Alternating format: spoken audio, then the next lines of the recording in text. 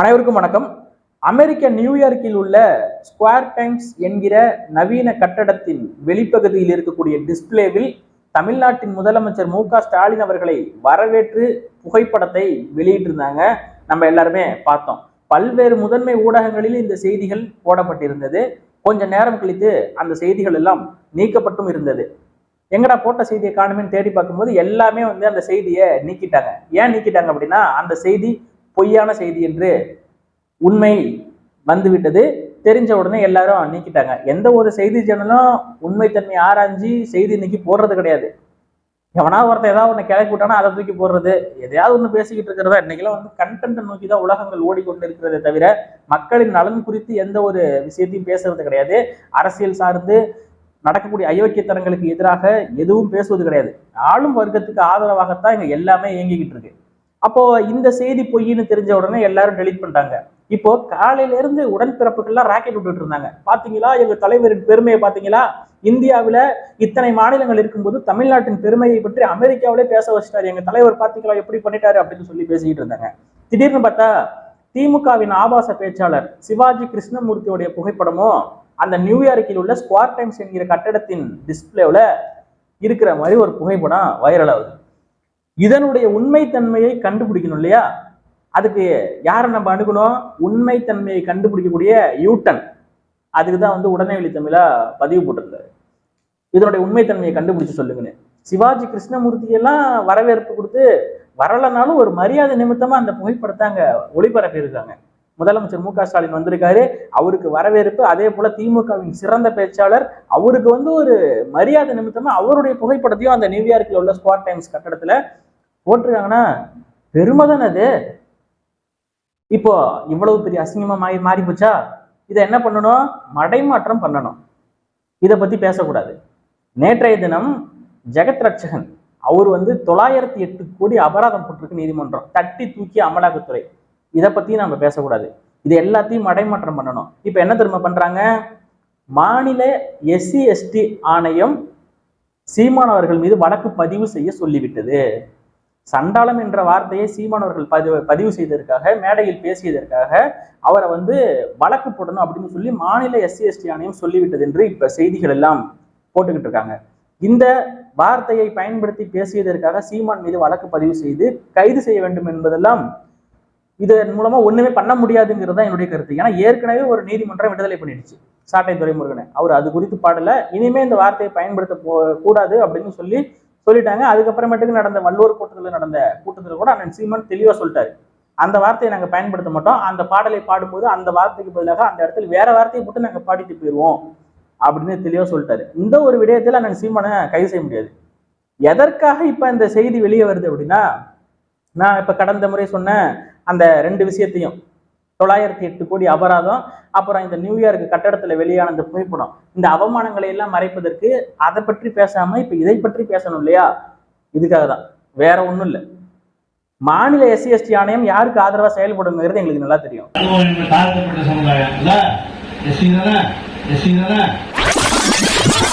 மாநில SC/ST ஆணையம் ஆளும் வர்க்கத்துக்கு ஆதரவாகத்தான் செயல்படும்.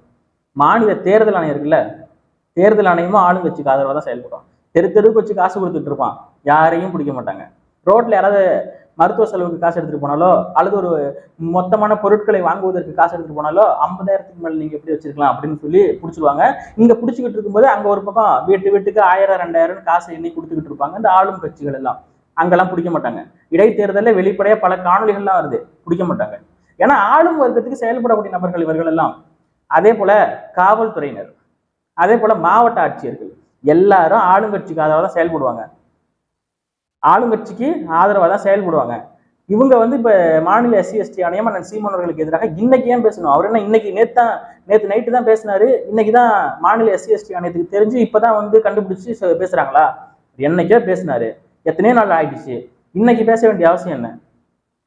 மடைமாற்றம் பண்ணணும். எல்லாத்தையும் மடைமாற்றம் பண்ணிக்கிட்டே இருப்பாங்க. தொடர்ந்து இவர்கள் செய்யக்கூடிய அரசியல் இப்படிதான் இருக்கும்.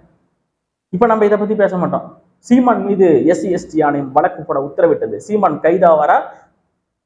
கைது பண்ண முடியாதுப்பா, ஏற்கனவே ஒரு நீதிமன்றம் விடுதலை பண்ணியிருக்கு. இது மாதிரிதான் ஒரு வாட்டி புதுக்கோட்டையில ஐயா பழனி பாபா அவர்கள் ஒரு மேடையில பேசும்போது இந்திரா காந்தியை சுட்டது சரிதான் அப்படின்னு சொல்லி பேசிட்டாரு. அன்றைக்கு ஆட்சியில் இருந்த எம்ஜிஆர் அவர்கள் உடனடியாக புதுக்கோட்டை சிறையில் பழனி பாபாவை அடைச்சார். அந்த வழக்கு வந்து விசாரணைக்கு நீதிமன்றத்துக்கு வரும்போது இந்திரா காந்தியை சுட்டது சரிதானா அப்படின்னு சொல்லி நீங்க பேசியிருக்கீங்களே, இப்படிலாம் பேசலாமா அப்படின்னு சொல்லி பழனி பாபாவிடம் நீதியரசர் கேள்வி எழுப்பும் போது அதற்கு பழனி பாபா சொன்ன விஷயம் என்ன அப்படின்னா, இந்திராவை சுட்டது சரிதான், சரியாக சுடாமல் தவறாக சுட்டிருந்தால் அவர் பிழைத்திருப்பார், சுட்டது சரியா தான் சுட்டிருக்கான், அதனாலதான் அவர்கள் செத்திருக்கிறார் அப்படின்னு சொன்னோடனே, ஓ அந்த சரியை நீங்க சொன்னீங்களா அப்படின்னு சொல்லி விடுதலை பண்ணி அனுப்பிடுச்சு. திரும்ப என்னை பாரு ஒரு நீதிமன்றம் இப்படி நான் பேசுனதுக்கு என்னை விடுதலை பண்ணி அனுப்பிடுச்சுன்னு அந்த தாள்களை எல்லாம் எடுத்துக்கிட்டு அந்த பேப்பரை எடுத்துக்கிட்டு வந்து ஒரு மறுபடியும் ஒரு கூட்டத்துல பேசுறாரு. இந்திராவை சுட்டது சரிதான், என்ன வேணாலும் பண்ணிக்கோங்க, இந்திரா காந்தியை சுட்டது சரிதான், என்ன வேணாலும் பண்ணிக்கோங்க, இங்க பாருங்க முந்தானத்தை என்ன ஒரு கோர்ட்டு விடுதலை பண்ணிட்டான் அப்படின்னு சொல்லி அந்த விடுதலை பத்திரத்தை வச்சுக்கிட்டு மறுபடியும் அதே பேசுறாரு. ஏற்கனவே விடுதலை செய்த ஒரு வழக்குல திரும்பவும் கைது செஞ்சா அவர் சொன்ன சரி எழுது, அவர் பேசுனது எதுங்கிறது அவர் விளக்கம் கொடுத்துட்டு நீதிமன்றம் விடுதலை பண்ணி அனுப்பிடுச்சு. அதே போலதான் இந்த வார்த்தையை பயன்படுத்தியது அந்த சமூகத்தை குற்றம் சொல்வதற்காகவோ அந்த சமூகத்தை இழிவுபடுத்துவதற்காகவோ இவர்கள் குறிப்பிடவில்லை. இந்த வழக்குல ஒரு முகாந்திரமோ இல்லைன்னு சொல்லி நீதிமன்றம் விடுதலை பண்ணி அனுப்பிடுச்சு. திரும்பவும் இந்த வழக்கை பத்தி எல்லாம் பேசிக்கிட்டு இதெல்லாம் வந்து time waste of time, simply வேஸ்ட்னு சொல்லிட்டு போலாம். இந்திரா என்ன வேணாலும் பண்ணிக்கங்கடா, ஏன்னா ஒரு கோர்ட் என்ன விடுதலை பண்ணிட்டாங்க முந்தானேத்து பாருங்க. இன்னொரு பக்கம் எனக்கு மிகுந்த மதிப்பு மரியாதை இருக்கு அம்மையார் கனிமொழி அவர்கள். அவங்க வந்து திருச்சி எஸ்பி வருண்குமார் அவர்களுடைய மனைவி, அவங்களுக்கு ஆதரவாக ஒரு பதிவு போட்டிருந்தாங்க. இந்த மாதிரி பெண்களுக்கு எதிராக பேசக்கூடிய நபர்கள், ஆபாசமாக பேசக்கூடிய நபர்கள் மீதெல்லாம் உடனடியாக நடவடிக்கை எடுக்க வேண்டும் என்று அவங்க சொன்னது 100% ஏற்றுக்கொள்ளக்கூடியதுதான். திருச்சி எஸ்பி வருண்குமார் அவர்களின் விமர்சிக்கணும்னா அவங்க குடும்பத்தை பத்தி பேசுவதெல்லாம் மிக மிக தவறு. பெண்கள் குறித்து யாரு பேசினாலும் தவறுதான், நடவடிக்கை எடுப்பதில் எந்தவித தவறும் இல்லை. ஆனால் இன்னைக்குதான் வந்து இவங்க பேசுறாங்க, நாம் தமிழர் கட்சிக்கு எதிரான ஒரு அறிக்கையாகத்தான் இந்த அறிக்கை இருக்கும், அப்படித்தான் எல்லா மக்களும் எடுத்துக்கொள்வார்கள் என்பது எல்லாருக்கும் தெரியும். ஏன்னா திருச்சி எஸ்பி வருண்குமார் அவர்களுக்கும் நாம் தமிழர் கட்சிக்கும் ஒரு மோதல் போது, இப்படி திருச்சி எஸ்பி வருண்குமார் அவர்களின் மனைவிக்கு ஆதரவாக நான் பேசினா அது யாருக்கு எதிராக போட்ட பதிவுங்கிறதும் தெளிவாக தெரிகிறது. இப்படி இருக்கக்கூடிய சூழல்ல பல நபர்கள் கேள்வி எழுப்பிக்கிட்டு இருக்காங்க. திமுகவின் ஆபாச பேச்சாளர்கள், திமுகவில் ஆபாசமாக எழுதக்கூடிய நபர்கள் எத்தனையோ பேர் இருக்காங்க, ஒருவரை கூட கைது பண்ணல, ஒருவரை கூட கண்டிக்கலையே அப்படின்னு பல்வேறு நபர்கள் கேள்வி எழுப்பிட்டு இருக்காங்க. சாட்டை துரைமுருகன் கூட காணொலி போட்டிருக்காரு. அந்த காணொலியை பெண்கள் யாரும் பார்க்க வேண்டாம் என்று கூட சொல்லிதான் போட்டிருக்காரு. ஏன்னா அவ்வளவு ஆபாச பதிவுகளை வாசித்து காட்டி தான் உங்களுக்கு ஆதாரத்தை காட்ட வேண்டியது இருக்கு. அப்படியே உங்களுக்கு ஆதாரத்தை காட்டினாலும் அவர்கள் மீது ஒரு நடவடிக்கையும் கிடையாது. எங்க மீதுதான் நீங்க வந்து நடவடிக்கை எடுப்பீங்க. நாங்க எந்தவித தவறான கருத்தையும் பயன்படுத்தக்கூடாதுங்கிறதுல உறுதியா இருக்கோம். ஆபாச பேச்சுகள் பேசக்கூடாதுங்கிறதுல உறுதியா இருக்கும். பேச போறது இல்லை, பேசவும் கூடாது, பேசுற நபர்களையும் கண்டிக்கிறோம். தவறு அப்படிலாம் எழுதக்கூடாது. இப்படி இருக்கக்கூடிய பட்சத்துல நீங்க எல்லாரும் மீதும் நடவடிக்கை எடுத்திருந்தீங்கன்னா இந்த நாட்டுல ஒரு தூய்மையான அரசியல் பிறக்கும். ஆபாசம் இல்லாத, யார் மீதும் அவதூறு இல்லாத ஒரு தூய்மையான அரசியல் பிறக்கும். ஆனா நீங்க என்ன பண்றீங்க, இணைய கூலிப்படையை விட்டுக்கிட்டு கண்ட மேனிக்கு எழுத விடுறீங்க. ஒரு கோபத்தின் வெளிப்பாட நாங்களும் ஏதாவது ஒரு நேரத்துல எப்பயாவது அந்த இதுன்னு சொல்லி பேசி போடுறது, அப்புறம் எங்க மேல வழக்கு. நியாயம் வேணாமா? கனிமொழி அவர்கள் என்ன சொன்னாங்க தேர்தலுக்கு முன்னாடி, தமிழ்நாட்டில் இளம் விதவைகள் இருக்காங்க, அதுக்கு காரணம் மது. சரி, இளம் விதவைகளோட விட்டு இல்லைங்களேன், பெண்கள் குறித்து இழிவா பேசக்கூடாதுங்கிறாங்கல்ல. ஒவ்வொரு நாளும் சாராயம் குடிச்சிட்டு போய் கணவன் தன் மனைவியை பத்தி என்னென்ன பேசுவான்னு தெரியுமா? காலையில கேட்டா என்ன பேசுனான்னு ஞாபகம் இருக்காது, நைட்டு என்னென்ன பேசுவான்னு தெரியுமா? நீ அப்படிப்பட்டவடி, நீ இப்படிப்பட்டவடி, போடிக்கு அவளை இவளைன்னு கெட்ட வார்த்தையில அப்படி இப்படி பேசுவான். அவனோட பொண்ணோடி இவனோட பொண்ணோடின்னு சொல்லி கேவலமா பேசுவான். கிராமங்கள்ல நம்ம காது கொடுத்து கேட்டிருப்போம். காலையில எழுந்திரிச்சு அவன் பாட்டுக்கும் என்ன பேசினானே தெரியாம போயிட்டு இருப்பான். அப்ப இதெல்லாம் பெண்களை இழிவுபடுத்துவது இல்லையா? அரசாங்கம் மதுக்கடைகளை நடத்துது. இதுவே மிகப்பெரிய அளவுக்கு பெண்களை இழிவுபடுத்தும் ஒரு செயல் தான் இந்த மதுக்கடைகளை நடத்துறதே. குடிச்சதுனாலதான் பாலியல் கற்பழிப்பு இதெல்லாமே நடக்குது. போதையின் ஊக்கத்தாலதான் இதெல்லாம் நடக்குது. அந்த மதுக்கடைகளை மூடுவேன்னு சொல்லிட்டு இன்னைக்கு எத்தனை பேரோட வாக்குகளை வாங்கியிருப்பீங்க நீங்க? மதுக்கடைகளை மூடிடுவாங்க, அம்மையார் கனிமொழி சொல்லிட்டாங்க, நாங்க வந்த உடனே முதல் கையெழுத்து மதுவை ஒழிச்சுக்கிடுவோம்னு சொன்னீங்க, இளம் விதவைகளை நாங்க தடுத்துருவோம்னு சொன்னீங்க. நீ தடுத்துட்டீங்களா? அதிகப்படியான எண்ணிக்கையில மதுக்கடைகள் திறக்கப்பட்டிருக்கிறது. சர்க்கரை ஆலையை சாராய ஆலையாக மாற்றிய பெருமை அம்மையார் கனிமொழிக்கு தான் சேரும். 3 கண்டென்ட் இந்த விஷயத்துக்குள்ள பேசியிருக்கேன், ஓகேவா? SC/ST ஆணையம் சீமான் மீது போடப்பட்ட வழக்கு, அது குறித்து தனியா ஒரு கண்டென்ட் பேசியிருக்கலாம். அம்மையார் கனிமொழி அவர்கள் இந்த ஒரு அறிக்கையை வெளியிட்டதை குறித்து தனியா ஒரு கண்டென்ட் பேசியிருக்கலாம். அதே போல நியூயார்க் கட்டடத்தில் இருக்கக்கூடிய ஸ்டாலின் அவர்களுக்கு வரவேற்பு கொடுத்து அந்த புகைப்படத்தை வெளியிட்ட பொய்யான செய்தியை பற்றி தனியா ஒரு கண்டென்ட் பேசியிருக்கலாம். மூணையும் சேர்த்து ஒரு கண்டென்ட்டா பேசியிருக்கேன். இதையெல்லாம் தனித்தனி கண்டென்ட்டா பேசாம ஏன் நம்ம ஒரே கண்டென்ட்டா பேசுறோம் அப்படின்னா, பேசுவதற்கு டைம் கிடையாது. இப்ப நேற்று ஒரு காணொலி போட்டோம், அதுக்கு முன்னாடி ஒரு 2 காணொலி போட்டோம், அதுக்கு முன்னாடி ஒரு வாரத்துக்கு முன்னாடி தான் வீடியோ போட்டோம். இப்ப இந்த வீடியோ, அதுக்கப்புறமேட்டுக்கு டெய்லியும் ஒரு வீடியோ போடுறது முயற்சி பண்ணிட்டு தான் இருக்கும். ஆனா ரொம்ப கஷ்டமா தான் இருக்கு. வேலைக்கு போயிட்டு வந்து வீடியோ எடுத்து போடுவது என்பது கஷ்டமா தான் இருக்கு.